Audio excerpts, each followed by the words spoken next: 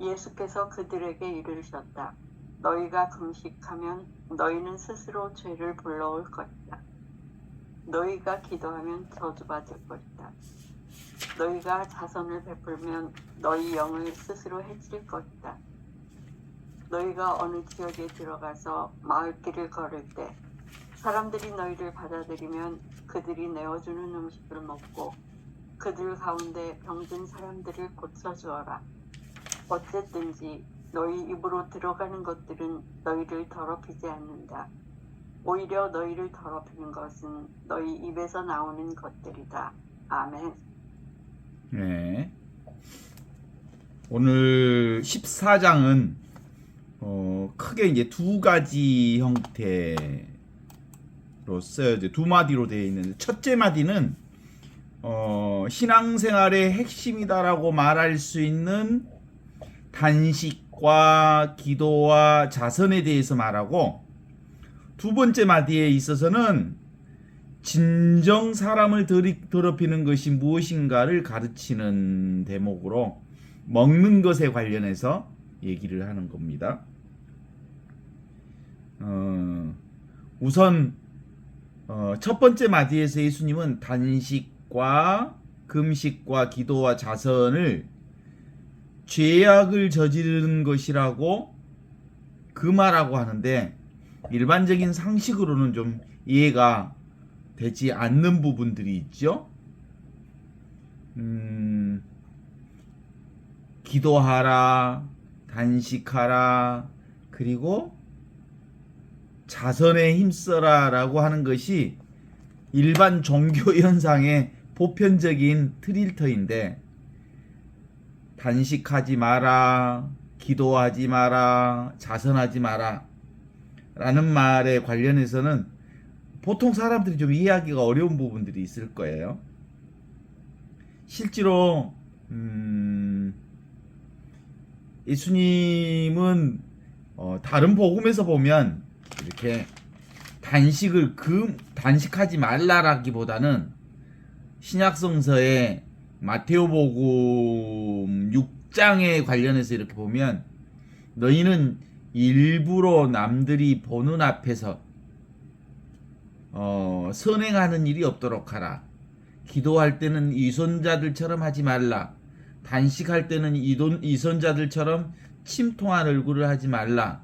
뭐 이런 얘기는 했지만 도마복음에서처럼 아예 단식하지 말라, 기도하지 말라, 단도직입적으로 자선하지 말라라고 이렇게 말하지는 않았거든요.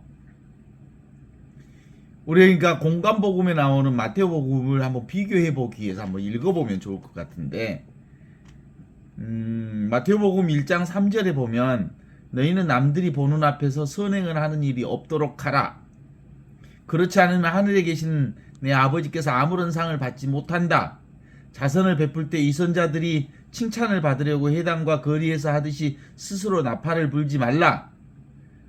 나는 분명히 말한다. 그들은 이미 받을 상을 다 받았다. 자선을 베풀 때 오른손이 하는 일을 왼손이 모르게 하여 그 자선을 숨겨두어라. 이렇게 얘기하죠. 기도할 때에도 위선자들처럼 하지 마라.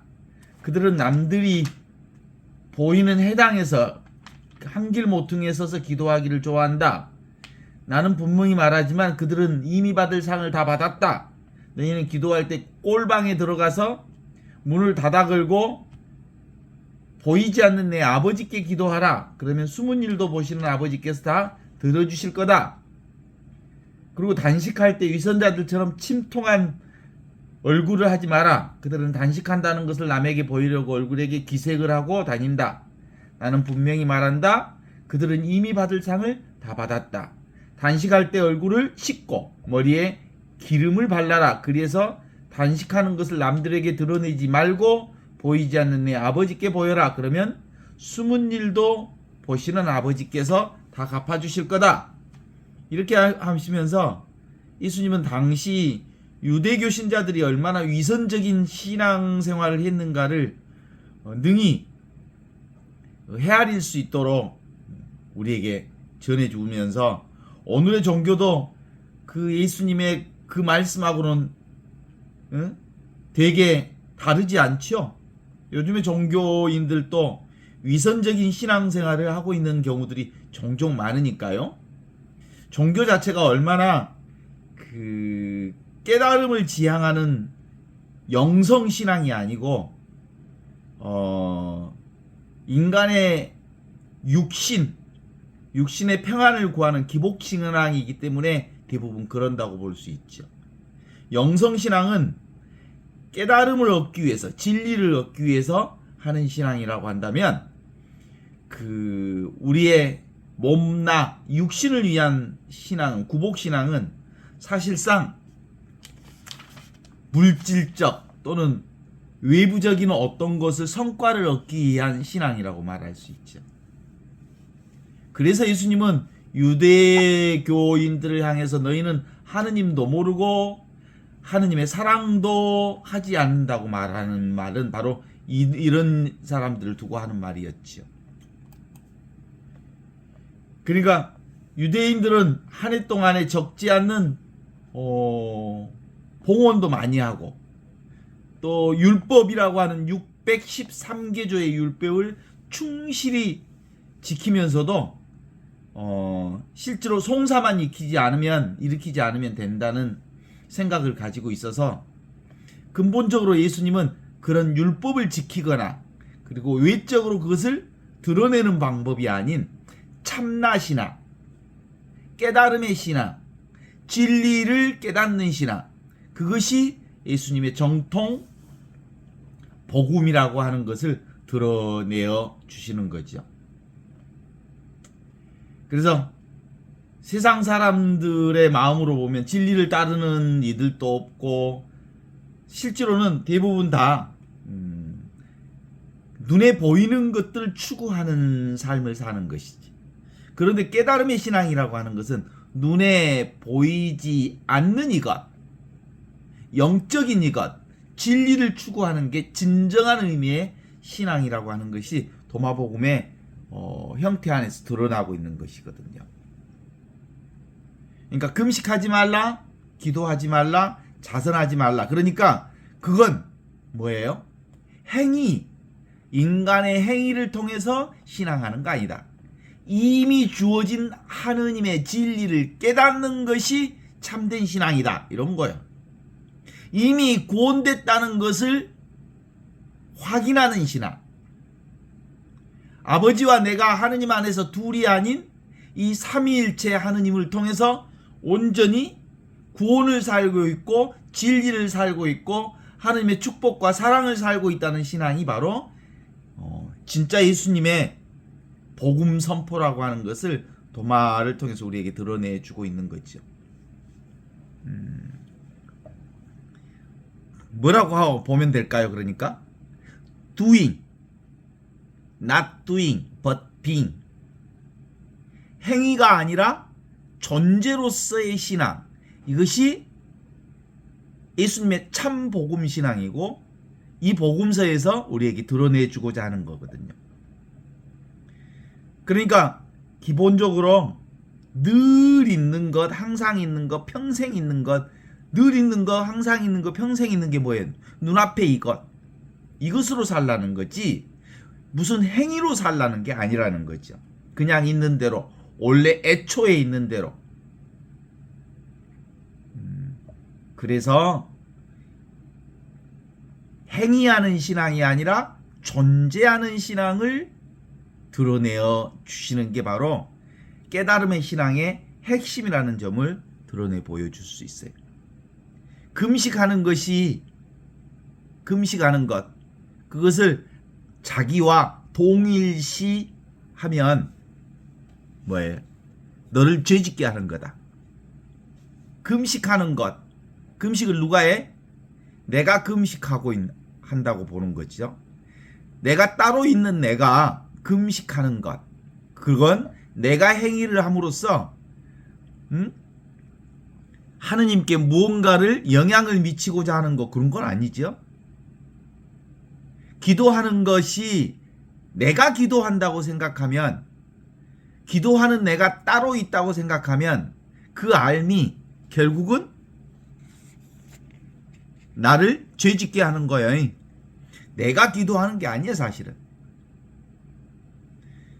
또 자선을 베푸는 것이 나와 동일시한단 말이에요. 내가 자선을 베푼다 라고 하는 순간 그 알미, 내가 따로 있다는 그 생각이 나의 영을 해치는 거다 라고 보는 거거든요. 근본적으로 사람은 자기를 비우고 그 자리에 참 주인인 하느님을 모실 줄 알 때 비로소 내가 하는 일들이 뭐예요? 다 하느님이 하시는 일이다 라고 하는 것이 되는 거예요. 내가 하는 일이 아니라 누가 하는 일? 그분이 하는 일. 그런데 에고가 하는 거라고 생각하는 순간 사실은 죄 짓는 일이요, 저주받는 일이요, 나의 영을 해치는 일이 되는 거다 이렇게 보는 거죠. 그 얘기는 핵심이 그런 거예요. 우리는 근본적으로 이미 하느님에 의해서 하느님과 둘이 아닌 이 하나를 사는 거예요. 성령 안에서. 삼위일체 신비를 사는 사람은 이미 구원된 사람이요. 그죠?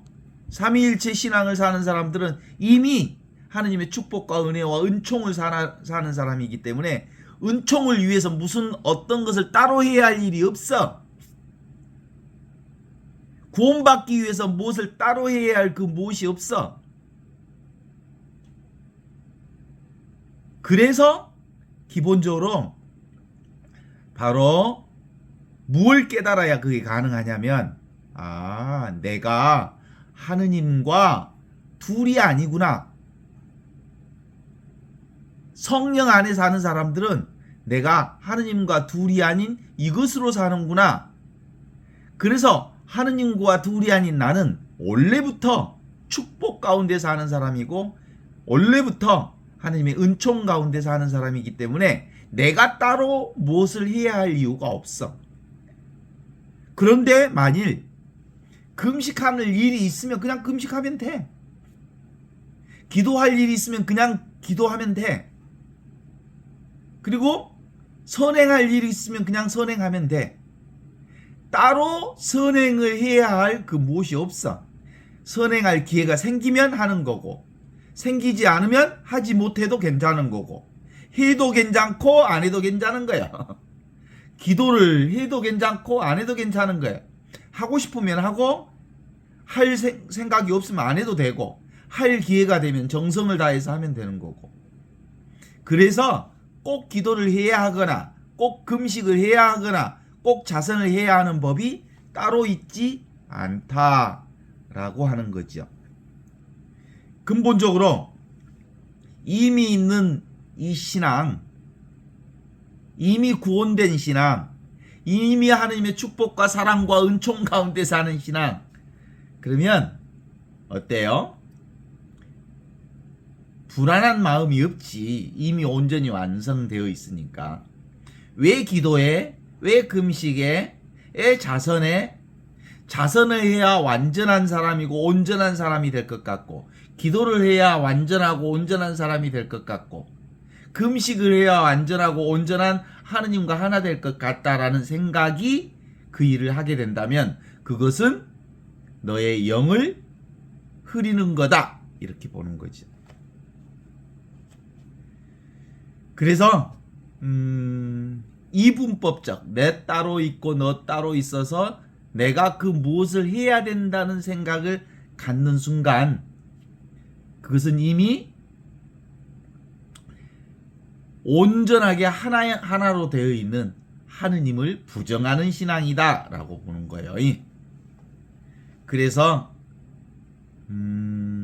따로 무언가를 해야 된다는 생각을 그만둘 때 우리는 원래부터 온전히 하나인 것을 확인하는 신앙. 그 도가사상에 반자는 도지동이요 라는 말이 있어. 근본적으로 대도로 큰 도는 아무것도 하지 않으면 이미 그 도 안에 있지만 움직이면 거기로부터 떠나게 된다는 거거든요. 보통 우리 그런 거 하잖아요. 그 소금 기둥 얘기 나오잖아. 소금 기둥. 뒤를 돌아보지 마라. 뒤를 돌아보면 소금 기둥이 된다라는 얘기를 들어보셨죠? 근본적으로 우리가 하느님 나라를 이미 여기서 살고 있다고 생각하는 사람들은 세상의 논리에 뒤돌아보지 마라. 세상의 논리는 뭐예요? 따로 무언가를 해야 된다는 생각. 그것이 세상 논리야. 우리는 원래부터 하나라고 하는, 원래부터 하느님의 은총 가운데 있다는 것을 굳게 믿는 사람은 따로 내가 무엇을 해야 하는 게 아니고 하느님께서 모든 것을 다 해주시고 있다. 하나도 빈틈없이 우리 삶 전반에 있어서 하느님의 은총과 사랑과 축복으로 가득 차 있다. 이걸 믿는 거예요. 그래서 이걸 자각하는 사람은 모두 다 저절로 모든 것이 다 이루어진다는 것을 믿어. 하느님이 다 해주셔. 아시죠? 그래서 나는 할 일이 없어. 이 내가 뭐야? 전체 생명으로서의 나. 이게 바로 하느님이고, 개별적인 나, 개체로서의 나는 이 전체 생명 안에 붙어 있는 거거든. 그쵸? 그래서 전체 생명 안에 붙어 있는 내가 따로 무언가를 해야 할 게 도무지 아무것도 없다. 전체 생명인 하느님에 의해서 온전하게 이 생명이 우리 안에 충만해 있다라고 하는 걸 믿는 거죠. 그래서 이걸 깨닫는 게 대단히 중요한 일이죠. 절대적 차원에서 보면 할 일을 다 한 거예요. 하느님이 다 하고 개별적으로 내가 무엇을 따로 할 일이 없는 거예요. 이 할 일을 하되, 그 말은 뭔 말이에요? 하느님이 하시는 일이니까 순간순간 찰나찰나만 할 뿐 그것에 대해서 집착할 일이 도무지 없다라는 거죠.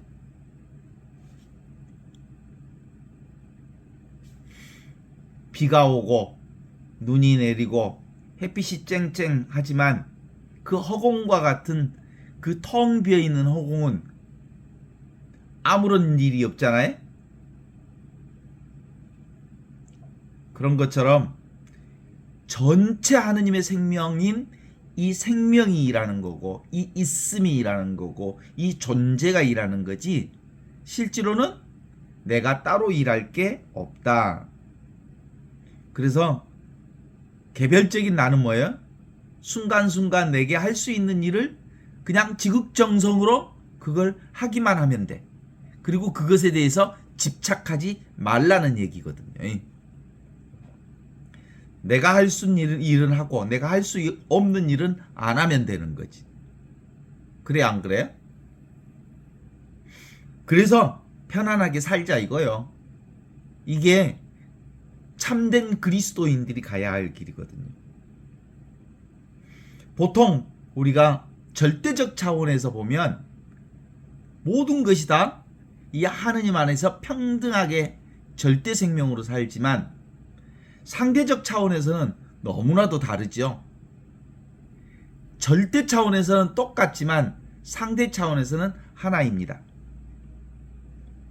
그래서 진정으로 하느님 나라를 사는 사람들은 모두가 다 이 순간을 사는 사람들이에요.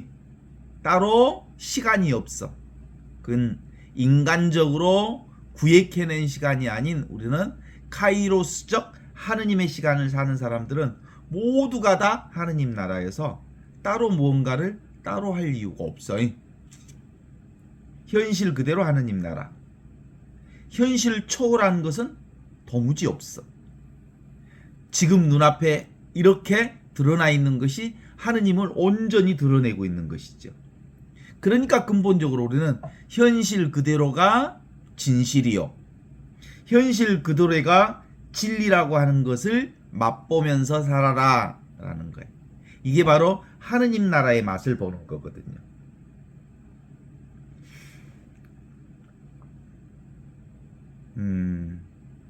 우리가 모든 것을 보지만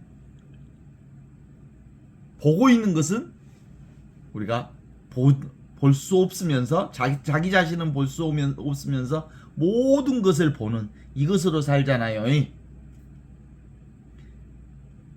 청각 모든 것을 다 듣되 이 듣는 나는 들을 수 없는 소리야. 소리 없는 소리가 온갖 소리를 다 듣는 거거든요. 미각도 마찬가지지. 온갖 맛을 다 보지만 맛보는 이것은 맛 자체가 없어.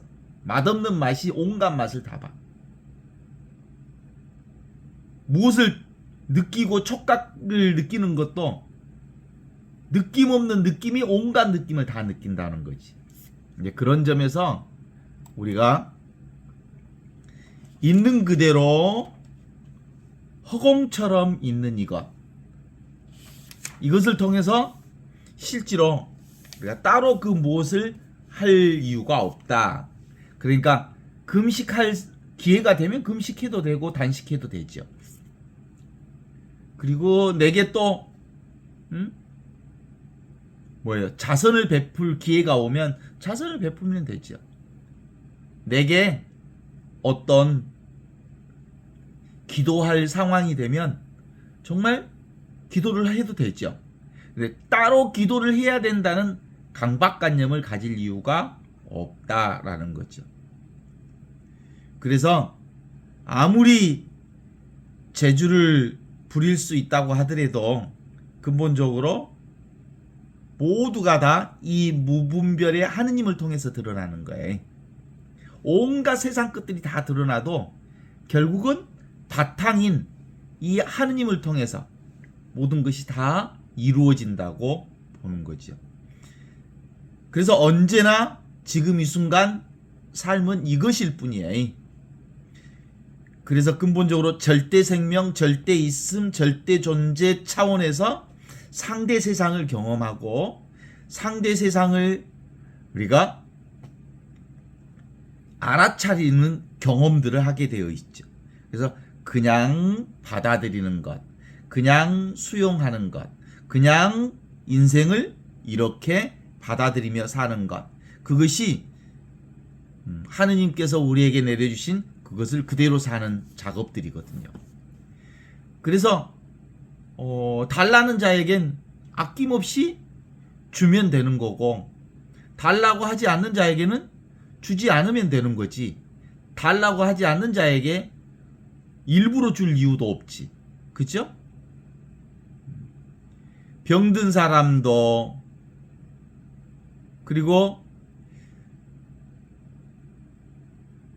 고쳐달라고 하면 필요하면 고쳐줄 수 있는 거고, 그리고 고쳐주는 것이 바람직하지만 아무에게나 억지로 그것을 고쳐주려고 한 마음은 부릴 이유가 없죠. 그래서 근본적으로 오는 것 오게 하고 가는 것 가게 하는 것, 이게 하느님의 뜻에 합당한 삶이다, 이렇게 보면 될 것 같아. 우리는 어디서 와서 어디로 가요? 나는 어디서 와서 어디로 가나요? 근본적으로 나는 형상, 눈에 보이는 것이 아닌 형상 없음에서 와서 형상 없는 대로, 아무것도 아닌 곳에서 와서 아무것도 아닌 곳으로 가게 돼 있죠. 없음에서 와서 있음을 경험하다가 없음으로 돌아가죠. 무경계에서 왔다가 경계 세계를 경험하다가 다시 무경계로 돌아가는 게 우리죠. 무분별의 세계에서 왔다가 온갖 분별을 다 하다가 결국은 무분별의 세계로 돌아가는 게 우리라고 말할 수 있죠. 안 그렇습니까? 절대 세계에서 왔다가 상대 세상에서 살다가 결국 절대 세상으로 돌아가는 것이지만, 실제로는 이 절대와 상대가 따로 있지 않고, 무분별과 분별이 따로 있지 않고, 경계와 무경계가 따로 있지 않고, 없음과 있음이 따로 있지 않는 이 자리. 그래서 늘 우리는 경험할 뿐, 따로 무언가를 새롭게 하는 것이 없다. 오는 것 오게 하고 가는 것 가게 하는 그 삶으로 사는 것이다. 이렇게 볼 수 있죠. 그래서 우리는 점점점 우리는 끊임없이 형상에 익숙한 삶, 무언가를 하는 것에 익숙한 삶으로 살아왔잖아요. 그런데 진짜로 신앙은 이 모든 것들을 하는 분이 형상 없는 하느님께서 하시는 줄 알기에 나는 그 순간 그 자리에 내가 할 수 있는 일만 하면 돼. 그쵸? 보는 것만 보는 습관이었기 때문에 이제 보이지 않는 것을 보는 훈련을 하는 거예요. 모든 보는 것은 보이지 않는 하느님께서 하시는 일이요. 모든 것을 행하는 일은 내가 행하는 게 아니라 보이지 않는 하느님이 행하는 일이라고 보는 거죠. 그게 관상생활입니다. 그게 신앙생활이고 그게 성사생활입니다. 기본적으로 우리의 온갖 고전 소설이나 고전이라고 말할 수 있는 것들은 그런 얘기들을 하죠. 이 보이지 않는 하느님의 보편적 가치를 어떻게 드러내냐면 뭘 통해서 보편적 가치를 드러내요? 세계 문학 잡지라든가 이런 건 특별한 어떤 얘기를 통해서 특수하고 구체적인 어떤 사람들의 얘기를 통해서 보이지 않는 보편적 가치를 드러내는 이야기가 고전의 얘기라고 말할 수 있잖아요. 예를 들면 그 레미제라블이라고 하는 영화 보셨죠? 그 레미제라블의 장발장이 나와요. 그 장발장은 아주 특수하고 구체적인 사람이었죠. 빵을 훔쳤다가 감옥에 갇혔고 그리고 감옥에서 탈옥해가지고 그 가톨릭 교회의 신부로부터 호의를 받아요. 용서받고 그리고 인정받게 돼요. 그러면서 그 사람이 회개하게 되고 그 다음에 이제 다른 사람들을 돕는 인생을 살게 되고 그렇게 해서 한 인간이 정말로 아름다운 참된 인간으로 변화되어지는 과정들을 보여줘요. 그러니까 장발장이라고 하는 특수한 구체적인 인간을 통해서 인간이 가지고 있는 보편적 가치인 그 사람 안에 사랑이 있다. 모든 사람들에겐 그 하느님으로부터 부여해준 이미 있는 그 사랑으로 살고 있다는 것을 드러내 보여주는 소설이 레미제라블의 소설이라고 말하는 거거든요. 그러니까 보편 가치는 늘 어떤 특수한 사건을 통해서 보편 가치를 드러내는 것처럼 실제로 우리의 삶도 나라고 하는 구체적인 한 인간을 통해서 보이지 않는 하느님의 보편적 사랑, 보편적 생명, 보편적인 존재, 보편 가치, 보편 진리를 살게 되어 있다는 거거든요. 따라서 나는 원래 이 보편 가치로서의 하느님 진리가 지금 나를 통해서 드러나고 있는 거지. 온 세상도 실제로는 차별 세상 안에 수많은 것들이 있지만 그 차별 세상의 온갖 것들이 결국은 보편적 진리를 드러내고 있는 보편적인 가치로서의 하느님의 가치를 드러내고 있는 하느님의 영광을 드러내는 것이다. 이렇게 보면 될 수 있죠. 어때요? 그래서 하느님은 어떻게 알아? 구체적인 사건을 통해서 보편적인 하느님을 경험하고 사는 거예요. 보편적 하느님은 구체적인 어떤 하나하나 순간순간의 사건을 통해서 그 보편적 하느님의 그 놀라우신 사랑과 신비를 경험하는 거예요. 자, 요즘에 벌써 가을인가 했더니 겨울이 와버렸어. 너무 춥잖아요. 이 변화를 통해서 이 추위 그리고 가을에서 겨울로 가는 이 변화를 통해서 변화하지 않는 하느님을 경험하는 거야. 오고 가는 세상을 통해서 오고 가지 않는 영원한 생명을 우리가 늘 살고 있다는 사실을 알아차리는 거지. 그래요. 이게 바로 온갖 세상의 모든 것들은 다 이 맹탕과 같은 허공과 같은 그러있으면서 모든 것을 다 알아차리는 찬란한 하느님을 경험하게 해요. 사실은 우리의 경험으로 보면 맹탕이죠, 사실은. 그리고 재미없는 것이죠. 그러나 이 재미없는 것을 통해서 온갖 재미들이 드러나는 거예요. 이 맹탕을 통해서 정말 찬란하고 아름다운 세상을 경험하는 것이지. 그래서 이미 펼쳐져 있는 이것은 나와 세상과 상관없이 이미 이 존재로, 이 사랑으로, 이 있음으로 드러내어 주고 있다고 볼 수 있죠. 따라서 특별히 우리가 무엇을 해야 할 게 없어. 따로 무엇을 해야 할 게 없다고. 순간순간 내가 기도할 일이 있으면 기도해. 순간순간 내가 금식할 일이 있으면 금식해도 돼. 금식의 기회가 오면.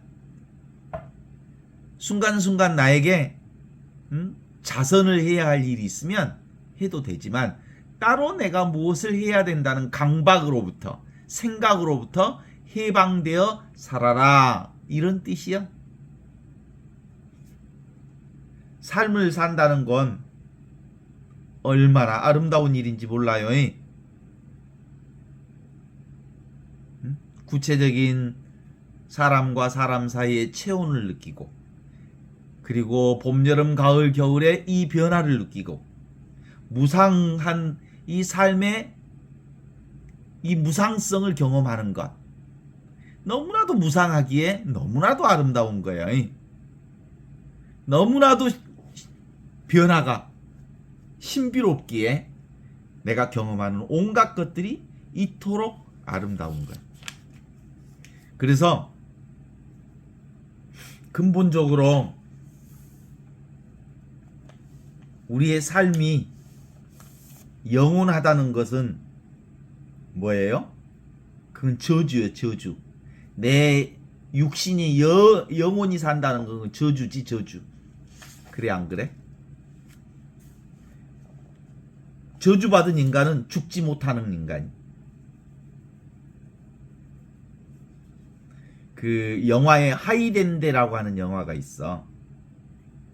그 80년대 영화이고 80년대 드라마에도 나온 이 얘기인데 중세 때 사람인데 이 저주받은 인간 하이덴데는 죽지 못하는 저주를 받았어. 그래서 하이덴데라고 하는 이 죽지 못한 인간들은 이 죽지 못한 인간들만 죽일 수 있어. 그래서 마음을 통하면 사랑에 빠지지 않기 위해서 예를 써. 사랑에 빠지면 영원히 살아버리거든.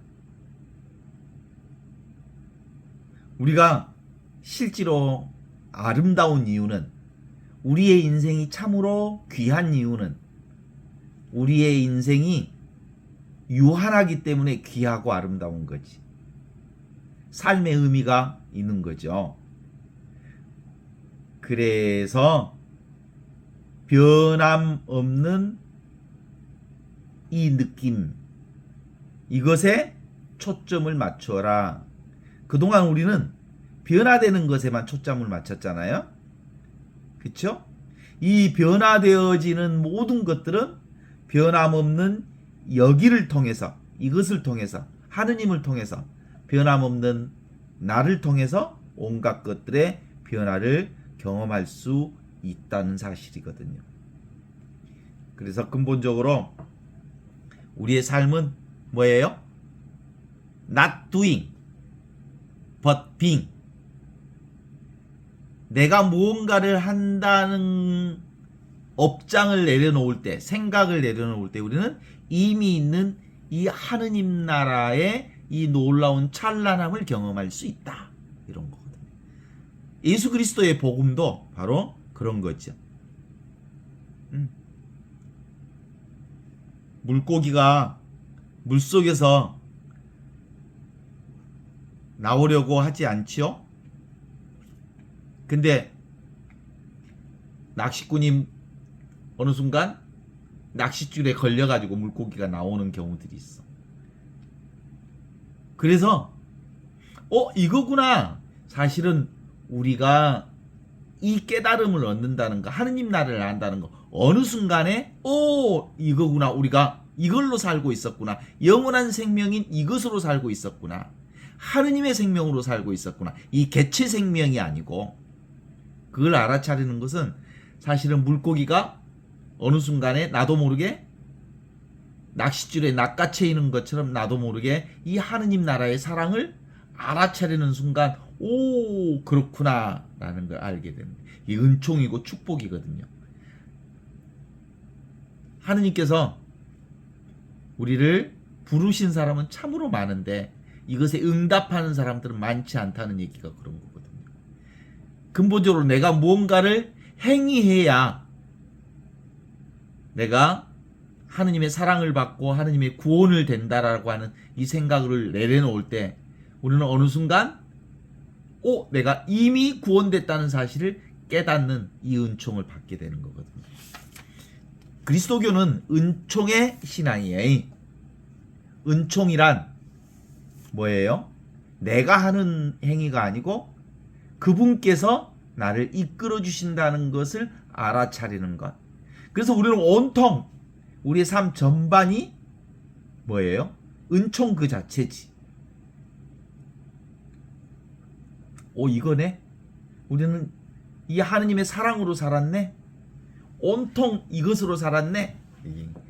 그래서 순간순간 찰나찰나 이 삶에 우리가 충실하게 되는 거죠. 그래서 우리가 내가 무언가를 따로 성실하게 살아야, 열심히 살아야, 열심히 일해야 하느님의 축복을 받는다는 생각은 그만둬도 돼. 처음에는 약간의 생각으로 우리가 노력해야 할 필요가 있지만 실제로 우리의 말보다 더 확실한 이것이, 우리의 느낌보다 더 확실한 이것, 나보다 나를 더 잘 아시는 하느님께서 이미 우리의 온갖 것들을 다 조정해 주시고 사랑해 주시고 보살펴 주셔서 우리의 삶을 부족함 없이 꾸며 주신다고 하는 사실을 알아차리는 것, 이게 온전한 깨달음이요 완전한 깨달음이라고 말할 수 있죠. 그걸 가르쳐 주시기 위해서 예수님이 오셨거든요. 하느님께서 인간의 육신을 입고 이 세상에 오셨다는 건 그런 뜻이거든요. 하느님이 인간의 몸을 입고 이 세상에 오셨다, 이 말이 뭔 말이에요? 육화되었다 이 말이잖아요. 예수님께서 이 세상에 오셨다는 육화되었다는 말이죠. 그래서 예수 그리스도가 바로 하느님과 둘이 아닌 하나인 것처럼 내가 바로 하느님의 육화인 거거든요. 그래서 내가 하느님의 생명을 살고 있거든요. 하느님이 생명이 되셨다. 하느님이 육화되셨다. 하느님이 사람의 몸을 입으셨다. 하느님이 세상의 온갖 보이는 것을 통해서 당신을 온통 드러내셨다라는 것을 아는 것. 이게 바로 은총살이이죠. 이것을 관념으로 설명하면 관념에 따라가서 실제로 또 이런 것이 있는 줄 알아. 근데 처음부터 끝까지 모두 다 하나도 빠짐없이 하느님의 생명 아닌 게 없다는 사실을 알게 되는 거거든요.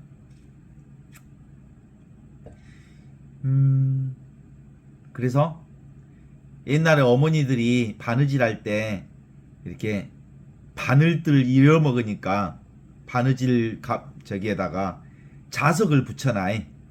자석에다가 바늘들을 이렇게 붙여놓으면 이 바늘이나 이런 것들이 쇠붙이들이 자석에 오래 붙어 있으면 나중에는 뭐가 돼? 이 바늘이 자석처럼 자석을 가져. 우리도 실제로 이 하느님에게 붙어 있으면 나도 모르게 이미 바로 자석의 성향을 갖는 것처럼 그렇게 되는 거거든요. 그래요, 안 그래요? 내가 곧 하느님이 되는 거예요. 하느님과 늘 함께 이렇게 살게 되면. 그래서 우리는 근본적으로 이 공부도 무엇으로 공부하는 거냐면 머리로 공부하거나 생각으로 공부하거나 따로 어떤 행위를 통해서 하느님의 사람의 공부를 하는 게 아니고 그냥 계속해서 이 하느님과 둘이 아닌 이 소리를 듣다 보면, 복음을 듣다 보면 믿음이 생기고 그 믿음이 곧 다시 하느님과 둘이 아닌 이 삶을 살게 되는 것이 바로 이것의 핵심 비밀이죠. 그러니까 비밀이라고 하는 것은 따로 있지는 않아. 근데 모르는 사람들에게는, 뭘 따로 찾는 사람들에게는 너무나도 감추어져 있는 비밀처럼 느껴. 그런데 내가 하려는 어떤 마음을 내려놓으면, 내 생각을 내려놓으면 이건 온통 드러난 비밀임을 알게 되는 것이죠. 그래서 망상만 내려놓으면 우리가 무엇을 해야 된다는 망상, 무엇을 따로 해야 된다는 생각, 그것만 내려놓으면 아무것도 부족함이 없이 하느님과 온전히 하나인 이 하느님의 영광을 살고 있다는 사실을 내가 알아차리는 거지. 이거 뭐가 같냐면 물 위에 글씨를 쓰면 쓰자마자 물이 돼버리죠. 그런 것과 같이 분별이 일어나지 않아. 분별하면서 분별이 일어나지 않아. 이것이 순간을 사는 삶이야. 내가 온갖 것을 다 생각하되 순간만 생각하면서 순간 떠나면 사라지게 하는 거지. 그럼 온통 물이지. 물 위에 무슨 글을 쓴다 해도 다 물이지. 그래서 늘 바탕일 뿐, 늘 하느님일 뿐, 늘 사랑일 뿐, 늘 은총일 뿐, 늘 자비일 뿐.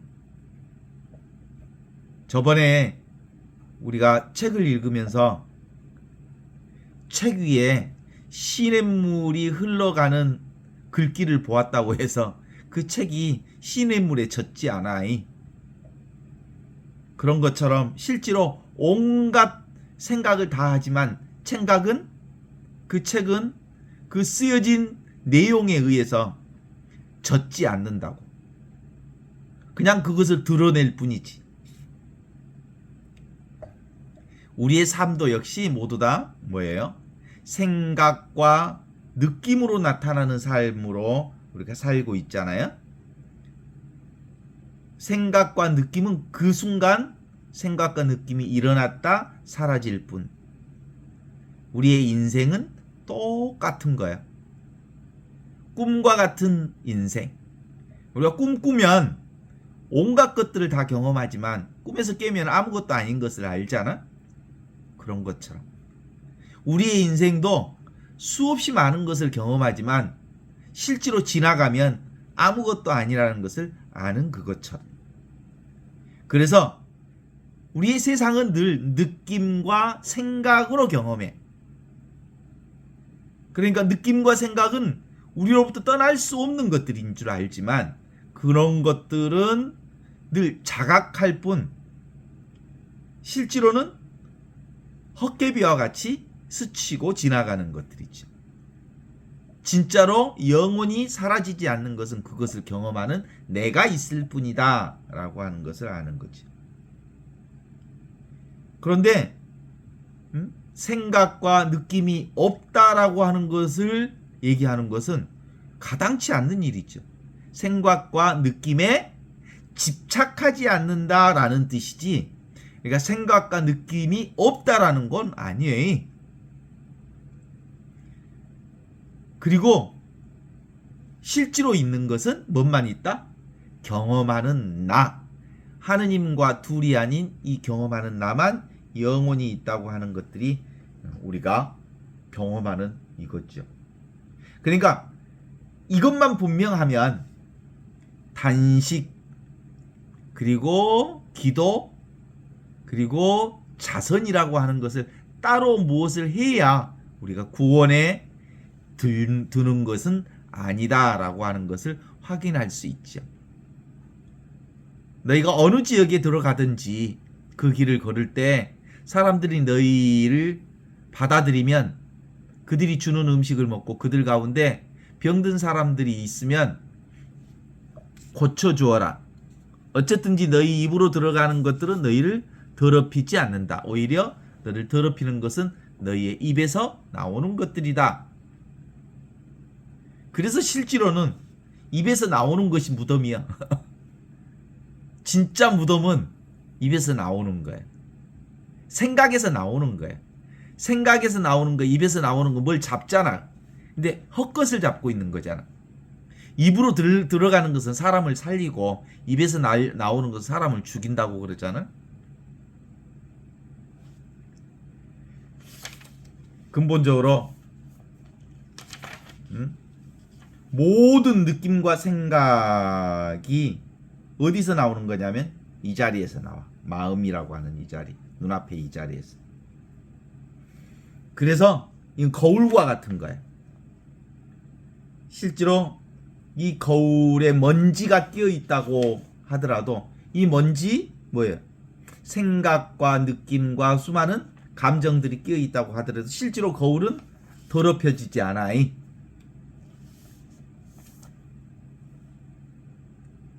그래서 기본적으로 망상만 내려놓으면, 생각만 내려놓으면 늘 찬란한 지금 여기 이 순간의 궁극적 진리를 우리가 경험하면서 살고, 지금 여기 이렇게 경험하는 이건 영원한 생명이고 사라지지 않는 하느님의 생명을 사는 거지. 어제 했던 일을 생각하면, 어제 기분 나빴던 일을 생각하면 벌써 마음이 우울해지죠? 그래요. 불편한 마음이 생겨. 그런데 그건 근본적으로 생각일 뿐 실제가 아닌 생각이에요. 그런데 이 생각에 붙들리면 사실은 되게 마음이 불편하거든. 생각만 내려놓으면 아무것도 아닌데. 그쵸? 내일은 수능 보는 날인데, 수능 보는 날이 오늘 보니까 추운 것 보니까 내일 또 추울 것 같은데, 꼭 수능 볼 때가 되면 추위가 와. 그 자연하고 뭔가 좀 묘한 일치가 있는 것 같아. 사람들이 추우니까 자연도 춥다. 이런 거 아닌가 싶어. 그래서 아이들이 그냥 평상심의 마음으로, 춥지 않는 마음으로 그냥 평상시에 시험 보듯이 그냥 떨지 않고 춥지 않게 시험 봤으면 좋겠다 하는 생각이 들어요. 그러니까 늘 있는 마음, 이건 실제로 변함없는 마음인데, 내가 춥다는 생각을 가지면 진짜 추워. 내가 떨고 있으면 진짜 떨어. 그래서 본래 자기로 돌아오는 것, 이게 우리가 이 공부를 하는 중요한 포인트 같아요. 그래서 예수께서 그들에게 이르셨다. 너희가 금식하면 너희는 스스로 죄를 불러올 것이다. 너희가 기도하면 저주를 받을 거다. 너희가 자선을 베풀면 너희 영은 스스로 해칠 거다. 그러니 일부러 금식하거나 일부러 기도하거나 일부러 자선을 베풀려 하지 말고, 기도할 필요가 있으면 기도하고, 단식할 필요가 있으면 단식하고, 기회가 오면 그렇게 하면 되는 거지, 따로 무엇을 해야 우리가 복을 받는다, 축복을 받는다, 그리고 은총을 받는다 라고 하는 인간의 행위에 대해서 무익하다라고 하는 것을 드러낼 뿐만 아니라 오히려 어떤 행위가 나라고 생각하는 순간 스스로 죄를 불러일으키는 거다. 기도하는 내가 따로 있다는 생각을 하는 순간 이미 그 기도가 저주받는 거다. 내가 자선을 하는 내가 따로 있다고 생각하는 순간 그것을 통해서 나의 영이 이미 부정한 영으로 해치어질 거다라고 보는 거거든요. 아무것도 할 일이 없어. 그런데 온갖 것들이 되지 않는 일이 없는 거다라고 말할 수 있어요. 이 얘기 중에 서정주 시인이 쓴 국화옆에서라고 하는 시가 생각이 나요. 그립고 아쉬움에 가슴 조이던 먼 젊음의 뒤안길에서 이제는 돌아와 거울 앞에 선 내 누님같이 생긴 꽃이여. 이제 우리가 애쓰고 노력하고 뭔가를 해야 되겠다고 하는 그런 애타게 찾고 구하고 찾아 헤매는 그런 삶이 아니라 이제 보니까 깨달아 보니까 뭐예요? 먼 젊음의 뒤안길에서 이제는 돌아와 거울 앞에 선 내 누님같이 생긴 꽃이여. 그냥 보니까 원래부터 있던 이것을 발견하는 거예요. 아주 자연스러운 존재적 감각. 그것이 이거야. 나가 나라는 느낌. 진리가 진리라는 것을 알아차리는 이 느낌. 하느님이 하느님이라는 것을 알아차리는 느낌. 내가 나 자신을 보는 느낌. 내가 바로 하느님과 온전히 한 덩어리가 되는 느낌. 내가 하느님이고 하느님이 나와 둘이 아닌 것을 지금 눈앞에서 이렇게 경험하는 것. 그것이 우리가 경험하는 모든 거거든요. 그냥 존재하는 그것. 깨달음의 밝은 태양이 지금 눈앞에서 이렇게 펼쳐져서 모든 것이 있는 그대로 이대로 그대로 하느님의 영광을 드러내고 있음을 확연하게 믿는 믿음. 그것이 오늘의 도마복음이 우리에게 주는 지혜라고 말할 수 있죠. 여기까지.